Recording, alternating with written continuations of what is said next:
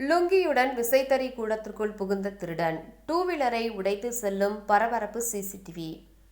சூலூர் அருகே உள்ள கருமத்தப்பட்டி செந்தில் நகரில் லுங்கி அணிந்த மர்ம நபர் ஒருவர் விசைத்தறி கூடத்தின் காம்பவுண்டுக்குள் புகுந்து சாவியை பயன்படுத்தாமல் இருசக்கர வாகனத்தின் லாக்கை உடைத்து வாகனத்தை தள்ளிக்கொண்டு திருடிச் செல்லும் சிசிடிவி காட்சிகள் வெளியாகி பெரும் பரபரப்பை ஏற்படுத்தியுள்ளன.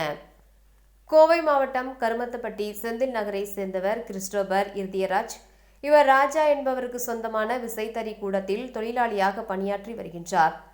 கிறிஸ்டோபர் இர்தியராஜின் இருசக்கர வாகனம் விசைத்தறி கூட காம்பவுண்டுக்குள் நிறுத்தி வைக்கப்பட்டிருந்தது.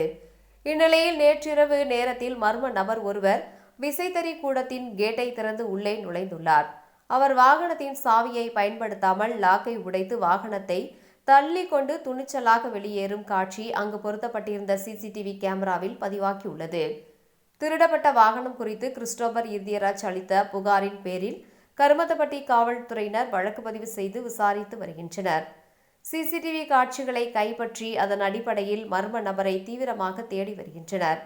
காம்பவுண்டுக்குள் நடந்த இந்த துணிகர திருட்டின் சிசிடிவி காட்சி தற்போது சமூக வலைதளங்களில் வைரலாகி வருகின்றது.